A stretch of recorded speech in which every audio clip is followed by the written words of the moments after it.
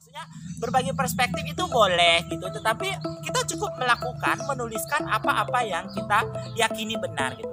Oh, apakah puisiku ini akan membawa aku ke surga?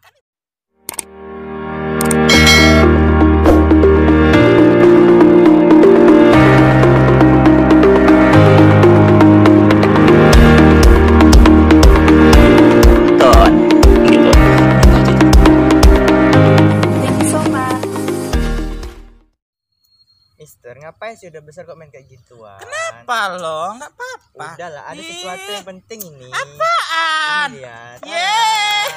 Ini Mister penasaran banget. Oh, yang ini ya? Ya, ini pertanyaan dari netizen. Netizen ya. Yes. Memang netizen ini kreatif sekali sampai Ya, punya pertanyaan betul ya. sekali, ya kan? Iya. Ini nih rasanya tuh kayak di film Jin dan Jun atau apa gitu, ada botol-botol hangat kemudian ada jin di dalamnya Yes, gitu yes, ya. yes. Yes. Wow. Oh. Pasti pemirsa-pemirsa di rumah ini udah nggak sabar ya kepo ya. Iya, betul sekali. Pertanyaan-pertanyaan apakah yang akan dilontarkan oleh Mr. Black? Tahu Mr. Black nggak? Tahu Mister? Tahu ya, tahu banget. Oh, dia mah serba tahu kayak Google gitu. Nah, ini sebelum kita panjang lebar berbicara tentang apa yang bakal kita bicarakan di sini, boleh nggak sih Pak dirimu perkenalan dulu? Boleh dong. Halo guys, perkenalkan nama saya Irfan Wardani. Saya ini dari tadi loh. Oh, dari tadi. Iya. Padahal tadi saya dari jam subuh loh di sini nggak ada siapa-siapa. Dari tadi, Mister. Ya udah kita percaya aja gitu. Ya. Nah, ini kita bakal buka ini ya. Yes, langsung saja kita ya Mister. Boleh banget gitu. Dulu ya kan Mister. Iya. Titik. Nggak pakai grogi ya Pak ya? Iya. Tidak boleh grogi. Kita langsung saja ke pertanyaan pertama. Yeah. Oke. Bagaimana cara atau trik mempertahankan semangat dalam membuat puisi? Oh iya. Karena bagus tidak puisi yang tidak kita buat, ada semangat kan guru dari Nurianis. Iya. Oke gitu ya. Pertanyaannya bagaimana sih trik agar tetap semangat dalam menulis puisi? Karena katanya kalau kita semangat tidaknya itu akan mempengaruhi kualitas karya ya, kualitas puisi ya. Kamu sepakat nggak kalau misalnya kita tidak semangat itu mengurangi kualitas kita? Tidak bisa. Tidak sepakat. Tidak sepakat. Oke, baiklah, tidak apa-apa. Tapi yang menjawab saya ya Pak ya. Iya. Untuk menjaga semangat itu kita harus mencari orang yang sehobi. Ya kan, orang yang sehobi. Misalnya kamu suka main bola, Ya. cari orang yang bisa kamu ajak ngobrol tentang bola. Nah, bicara tentang puisi, cari orang yang suka puisi gitu. Tentunya memang semangat itu sebenarnya adalah yang paling bagus adalah semangat dalam diri kita sendiri kan. Tapi tidak semua orang itu bisa memiliki semangat dalam dirinya sendiri, dia butuh orang lain gitu. Nah, untuk itu memang perlu kita berada di lingkungan orang-orang yang mengerti apa yang kita sukai. Yang kita sukai adalah puisi. Ya udah, kita cari orang-orang yang suka puisi ya. Nah, di situ mungkin kita apalagi yang senior mereka itu pasti punya 1001 cara yang telah mereka lalui bagaimana mereka menjadi punya energi yang positif gitu. Nah, artinya sih selain komunitas ya intinya kita harus berteman dengan orang-orang yang suportif gitu. Kadang-kala dia nggak ngerti puisi tapi dia tahu kondisi kita lagi tidak semangat di sini kan. Lalu dia bilang, ayo kamu semangat, kamu bisa loh. Saya aja dulu nggak percaya kamu bisa nulis puisi. Buktinya sekarang kamu bisa nulis puisi yang bagus. Masa sih kamu udah berjuang sedemikian jauh tapi kamu berhenti, sayang banget gitu ya. Nah itu sih, jadi kita cari orang-orang yang sehobi, yang bisa mendorong kita ketika kita lagi low bad, dan cari orang yang suportif, tidak harus yang sama hobinya, tapi ya itu orang-orang yang apa namanya, yang tahu banget gitu keinginan kita untuk menjadi seorang penulis. Kemudian tadi pertanyaannya itu adalah apakah itu akan kalau kita lagi nggak semangat kan itu bakal mempengaruhi kualitas kita ya. Kalau Irfan tadi bilang enggak gitu ya. Tentu kamu punya alasan juga dong kenapa begitu gitu. Ya kalau kita lagi nggak mood terus kemudian kita menulis mungkin ada pengaruhnya juga ya. Nah untuk itu menjaga mood itu ya banyak hal. Kalau misalnya kita suka makan bakso ya udah bakso Sianu kita makan aja gitu kan. Atau kita lagi suka minum jus kita serobot aja jus siapa gitu ya. Enggak ya pemirsa, ini ajaran sesat. Enggak boleh nyerobot jus orang, apalagi bibir orang, enggak boleh banget. Apalagi itu apa itu ya kan Makanya ya kan? ampun ya kan. Langsung Irfan melotot setelah misalnya bilang menyerobot bibir orang gitu. Nggak boleh ya. Iya, iya. Bibir itu pribadi. Yang kedua. Iya. Titik. Oke. Pertanyaan kelebihan bisa. Kelebihan ya. Pertanyaan kedua. Bagaimana karya-karya kita seperti puisi bisa diterima oleh media? Dari Eli Story. Dari LJ Story. Iya, Bapak ini grogi atau apa nih bacanya nih? Sedikit grogi. Sedikit oke. grogi ya. Maklum ya Dari pemirsa. LG Story ya, maaf Iya. ya. Iya, maaf Kak LJ Story. Tadi Irfan sempat cerita ya, ini pertama kali kamu di dekat kamera. Jangankan dekat kamera, kamu foto aja sebenarnya agak-agak kurang suka ya. Iya, iya. Nah, ini pemaksaan pemirsa. Tapi alhamdulillah kamu mau ya dipaksa ya. Yes. Senang kali dia dipaksa. Bayangkan lah, ada orang yang senang dipaksa gitu. Jadi bagaimana agar karya-karya kita dimuat di media gitu. Media itu kan ada media cetak dan media online. Nah, kalau sekarang media online banyak banget ya Pak ya. Ya, benar. Ya, karena semua orang kan paket tuh gampang banget gitu. Nah, media juga gampang banget sekarang gitu. Bagaimana kalau media online mungkin tidak terlalu repot ya Pak Irfan, mungkin ada bahkan yang bisa mengirim karya melalui WhatsApp, kayak chat sama kamu gitu ya. I love you gitu kan. Kok ya? Kamu nih astaga.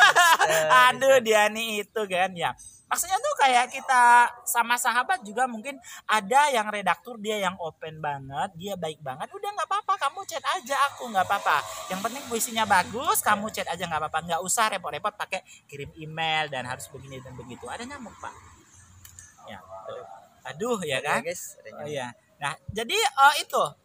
Tapi untuk media-media mungkin yang menurut Mas LJ, Bang LJ, itu adalah media besar, ya kita harus melakukan berbagai cara ya, segala cara halal ya kan, asal bisa gitu. Enggak, kalau segala cara halal itu enggak bagus ya, maksudnya kita menghalalkan segala cara itu enggak boleh. Karena memang ada aturan-aturan dalam hidup ini. Meskipun kalau menulis puisi ini kan aturannya nggak ada tertulis ya, tetapi kita punya etika gitu ya, punya etika bagaimana cara mengirim gitu. Jadi kalau untuk media-media misalnya yang besar menurut Bang LJ, itu kita pelajari dulu karya-karya yang udah dimuat. Kita lihat contekannya dulu. Bukan maksudnya kita nyontek, tapi oh iya ya media ini suka bicara tentang, misalnya bicara tentang apa gitu. Suka cara ngomongnya seperti apa gitu. Karena menulis itu kan ada cara menuturkan sesuatu ya. Jadi media itu ibarat orang, dia punya karakter. Media ini sukanya yang idealis, berbicara tentang yang gitu-gitu aja gitu kan. Ada kan? Terus ada media ini sukanya yang baru, pokoknya yang eksperimen aja, yang aneh-aneh atau apa gitu. Jadi itu kita pelajari. Jadi memang sebagai seorang penulis tidak cukup kita hanya menulis lalu mengirim. Itu artinya kita egois. Kita nggak mau tahu karya orang lain, taunya kita aja yang bagus kan kayak gitu ya. Tapi kita coba baca karya orang, media itu seperti apa, jadi kita ada gambaran. Jadi kayak nggak udah babi buta lagi ya, babi buta ya. Jadi kayak nggak babi buta Pak, membabi buta, tapi kita oh iya gitu. Mungkin misalnya Irfan ya, pernah terbit di media A. Jadi misal nanya, Irfan kamu kemarin terbit di media A ya? Oh iya dong, aku bangga banget, aku kan hebat banget ya. Irfan kemarin kirim berapa puisi ya gitu. Berapa lama nunggunya ya? Dikepoin tuh. Jadi Irfan bisa berbagi, aku dulu gini, aku gini gitu. Jadi kita cari tahu orang-orang yang pernah di media itu. Nah, tapi misal nih Irfan nih misalnya menulis, terus kirim nih ke media, nggak dimuat, kirim lagi nggak dimuat, kirim lagi nggak dimuat, mati deh gue. Maksudnya gini, kamu tuh nggak bisa ngotot. Kita tuh boleh berjuang, tapi ngotot tuh jangan. Ngotot tuh kayak tahu nggak sih, udah jelas orang nggak suka sama kita ngotot juga lagi gitu kan, itu kan nggak bagus banget ya. Betul. Kayak cerita yang belakang layar tadi, ya udahlah putus aja lah ya gitu. Jadi kayak gitu. Kalau misalnya sebuah media itu tidak suka dengan karya kita, dalam artian kita udah coba tolak, ya udah say goodbye aja gitu. Cari aja media yang memang mau menerima karya-karya kita. Next, pertanyaan ketiga. Pertanyaannya adalah bagaimana membuat puisi yang lebih bermanfaat untuk kehidupan akhirat dan dunia? Dari WNTT. Winha. Sorry. Winha. Pak, Bapak udah makan malam belum? Belum ya, karena malam belum nyampe. Ya. Nanti kalau udah malam baru makan malam Iya. ya Pak ya. Ya nggak apa-apa lah ya. Grogi itu bagian daripada manusia. Salah-salah itu jadi biar ada lucu-lucunya ya. Jadi kalau misalnya Irfan ada salah sebut nama itu bukan sebuah kesengajaan ya, bukan adegan untuk ditiru ya Pak ya. Jadi yang kami salah-salah nama itu manusiawi ya. Kalau kita tak kenal itu mungkin wah namanya kok aneh ya gitu ya. Jadi lain di lidah gitu ya. Oke, pertanyaan Bu Uwin ini bagaimana sih kita menulis puisi yang bermanfaat di dunia dan di akhirat? Wow, ini dalam banget sih. Ya kan? Sampai meninggal gitu kan. Kalau di akhirat tuh kan kita udah tiada dulu kan baru bisa ke sana gitu. Jadi Bu Uwin, bagaimana caranya agar kita bisa menulis yang bermanfaat untuk dunia dan akhirat? Saya pikir siapapun pasti ingin meninggalkan pesan-pesan positif dalam hidupnya kepada orang lain. Karena kita pasti manusia di dunia ini hidup, dia pasti punya setitik kebaikan kan dalam dirinya kan. Iya kan? Yes. Kamu ada titik kebaikan nggak? Ada. Ada berapa titik? Banyak Banget, ya ampun. Orang baik ternyata pemirsa. Assalamualaikum Pak Ustadz. Waalaikumsalam. Gitu ya. Nah itu Bu.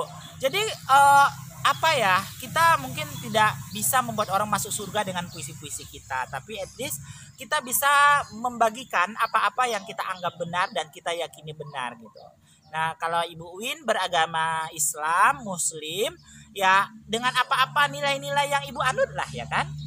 Jangan pula yang dianut oleh orang lain ya. Maksudnya berbagi perspektif itu boleh gitu, tetapi kita cukup melakukan, menuliskan apa-apa yang kita yakini benar gitu. Oh apakah puisiku ini akan membawa aku ke surga? Kan itu pertanyaannya akhirat tadi ya. Ya sebenarnya selama itu kebaikan, masa sih kebaikan ngantar kita ke neraka? Ya enggak sih? Ya, Enggak kan? Kebaikan mestinya bawa kita ke surga gitu. Jadi lebih apa aja sih Bu, agama apapun kita, kalau kita menyampaikan pesan kebaikan, saya pikir Tuhan yang kita yakini itu juga akan membalas dengan kebaikan gitu. Maksudnya membawa ke surga itu kan nggak harus ceramah ya. Dimulai dari assalamualaikum, hai bertobatlah para apa pelucar ya kan, dan segala macamnya gitu kan, perempuan-perempuan, atau hai laki-laki yang ini yang buruknya kan, nggak kayak gitu juga ya. Pesan kebaikan itu kan cakupannya sangat universal ya. Nah, justru puisi itu kalau dia spesifik dengan apanya, maka dia hanya menyentuh satu agama, ya kan? Tapi kalau kita bersifat universal, mendunia cara pengucapannya, tidak menghakimi dan tidak bersempit pikirannya, maka puisi-puisi itu akan menjadi ya ladang pahala juga bagi kita kan. Sama seperti misalnya kebersihan sebagian daripada iman gitu. Tapi kalau kita menyapu rumah, bersih-bersih rumah, ya itu udah bagian daripada iman kan. Ya itu, jadi melalui puisi tadi kita nulis yang baik-baik, itu udah bagian daripada tiket kita menuju surga. Tapi kalau tiket nonton bioskop itu bukan lah ya. Itu lain lagi. Itu Bu harus bayar Bu, nggak bisa pakai puisi Bu. Oke, ya. Next.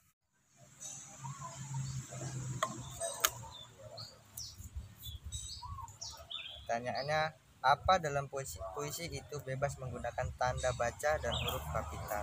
Dari Des Vitariani. Wow, ini udah benar nih cara bacanya ya Kak ya. Nah ini pertanyaannya, apakah pengguna huruf kapital, tanda titik segala macam itu bebas ya? Iya. Apa dalam puisi itu bebas menggunakan tanda baca dan huruf kapital? Oke, begini. Kalau kita bertanya bebas apa enggak, saya pikir seni itu memang cukup bebas. Kalau seni itu kaku, justru malah bukan seni ya. Jadi puisi ini adalah salah satu karya seni ya. Ini karya seni ya. Apakah kita bebas menggunakan itu gitu? Mestinya kita orang-orang yang baru menulis, kita itu harus belajar dasar-dasar menulis. Kita harus tahu bagaimana menulis yang benar, pakai titik koma, bagaimana. Itu penting secara ilmu. Nah setelah ilmu yang dasar-dasarnya khatam, bagaimana cara menulis, apakah menggunakan kapital, titik koma, koma di atas, koma di bawah, koma di samping, koma terbelakang, apa aja gitu. Kalau udah dasar-dasar itu kita paham, boleh nggak kita mengeksplor gitu penggunaannya seperti ini, seperti itu, dan tidak mengikuti aturan? Boleh-boleh aja. Boleh. Boleh. Tapi kan kamu tahu kenapa kamu melakukan itu kan? Karena ilmu dasarnya udah paham. Ibarat kita lihat orang melukis, gila dia cuma lempar-lempar itu, lempar-lempar cat kok jadi pelukis. Apaan? Itu kan cuma nggak bagus, itu kan cuma lempar-lempar. Itu kan kata kita. Coba kita tanya berapa tahun dia melukis. Jangan-jangan udah 20 tahun. Mungkin ya kan. Iya kan? Sebelum kita ngasih tahu, "Kenapa lu lukis cuma lempar-lempar doang?" Ya mungkin dia udah belajar banyak hal kan selama 20 tahun. Siapa kita yang tidak mengerti melukis langsung kita bilang, jelek karyamu kan enggak juga kan? Kalau kita menilai yang bukan kapasitas kita, jadi aneh kan? Iya, iya. Misal kamu main poli, suka poli, terus Mister tiba-tiba dengan sembarangan menilai kamu, jelek ya mainmu, Mister main poli aja nggak bisa ya kan? Betul, Mister. Nah, terus Mister dibilang kamu jelek, kan nggak cocok kan? Tapi kalau Mister ahli banget main poli, terus Mister komen kamu wajar kan? Wajar. Nah itu jadi bebas kalau kamu sudah menguasai yang ilmunya itu gitu, karena nanti kamu akan diminta pertanggungjawaban. Kenapa nih kamu nulis bebas gitu? Nah, kita punya jawaban kan? Saya melakukan ini karena ini, karena ini, karena itu. Yang jelas kita melakukannya bukan karena mantan ya.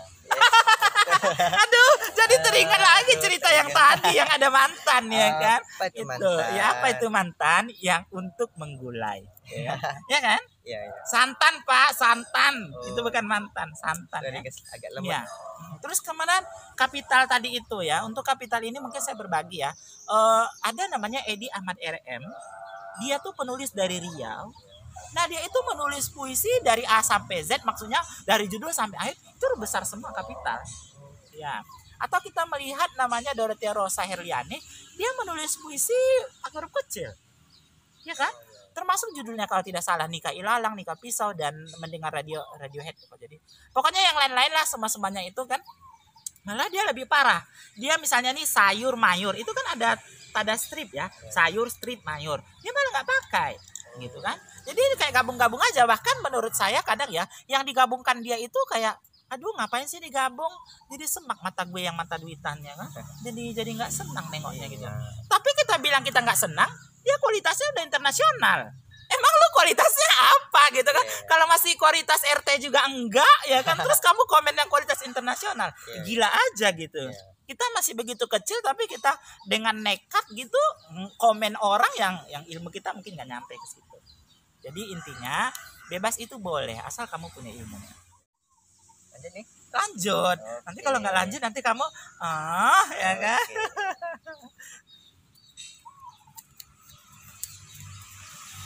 Pertanyaannya, sejauh mana kebebasan menggunakan lisensia poetika?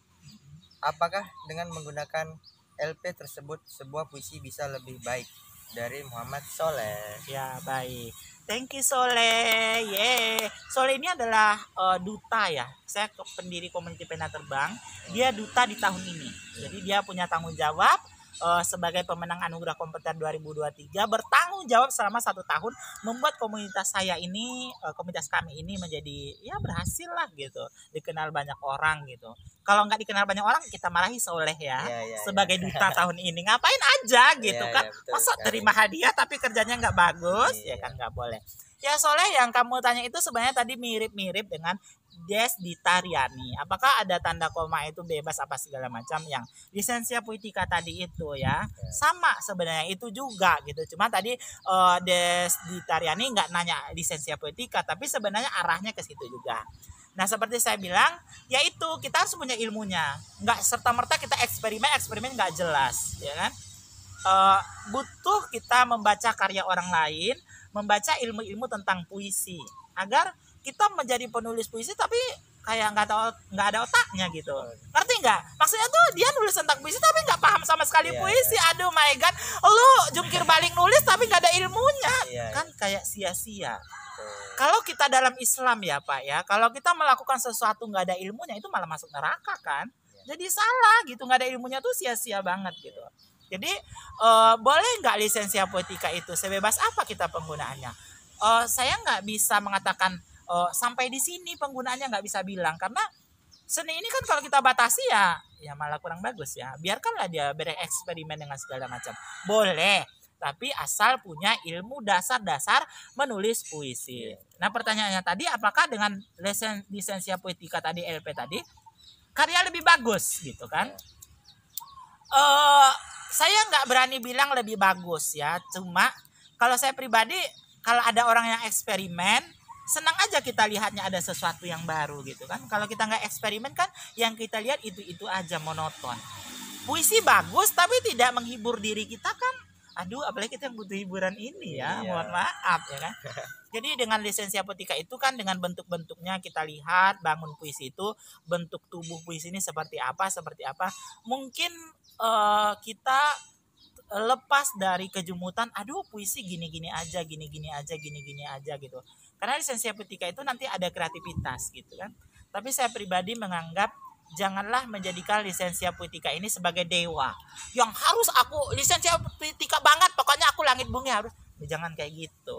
Kalau nggak ada kualitas karya, mau kayak manapun lisensi apotikanya ya tetap nggak bagus ya. Jadi lisensi apotika ini bukan inti utama dari puisi, tetapi ya pinggir-pinggirannya lah ya, hias-hiasannya ya. Oke.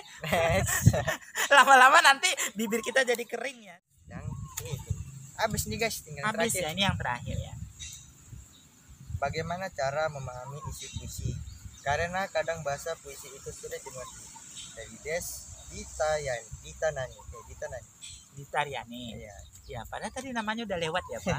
Iya. Lupa. Berarti Mbak ini bikin grogi ya. Mbak, tolong Mbak jangan sekali-kali buat kami grogi ya. Aduh. Dia jauh tapi apanya kerasa ke kita ya. Oh my god gitu. Langsunglah kita membayangkan wajahnya seperti apa. Jangan, nggak boleh, istri orang udah punya anak lagi. Iya. Oh my god. Kalau yang lajang cari aja yang masih kosong peluang ya. Oke gitu.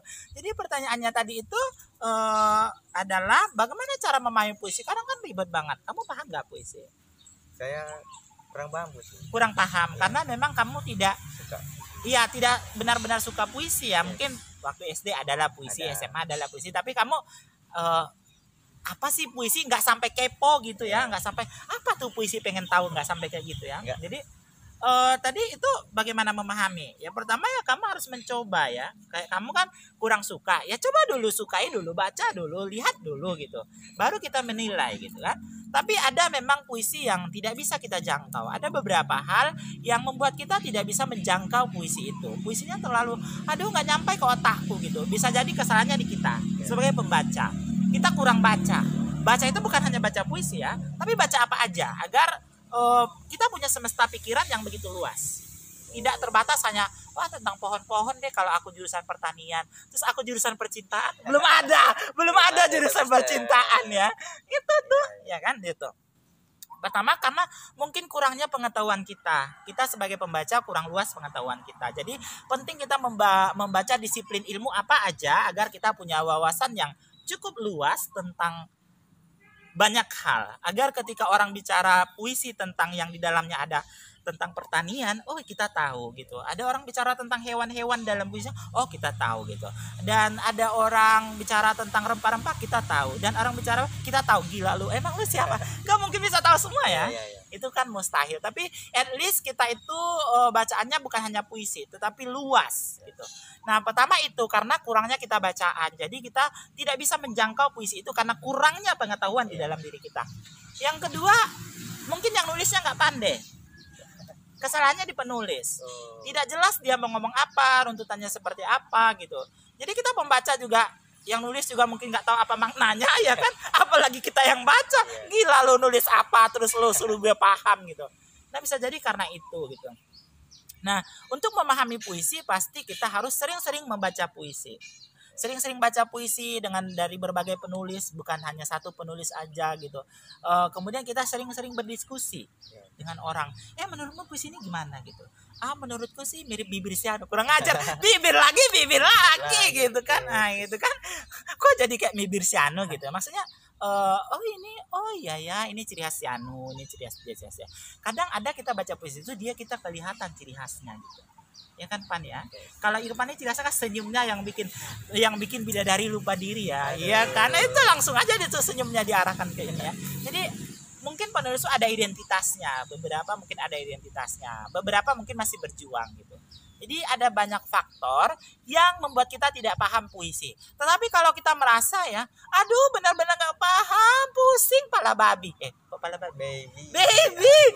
Aduh, pusing pala baby gitu kan. Ya udah, kita ngapain sih bunuh diri gitu. Kita kan baca puisi bukan untuk muntah, mual kan, enggak kan. Kalau kita memang nggak bisa mencerna, ngapain, tinggalin aja. Masih banyak puisi-puisi yang bisa kita cerna gitu. Jadi tidak perlu kita memaksakan diri, membunuh diri gitu. Karena seni ini pada akhirnya adalah membuat kita bahagia kan. Yes gitu. Ya itulah Pak Irfan, ya jawaban-jawaban yang agak menyelenceng dari arah yang benar. Ya kan? Karena kita manusia pasti ada sisi-sisi tidak benarnya ya.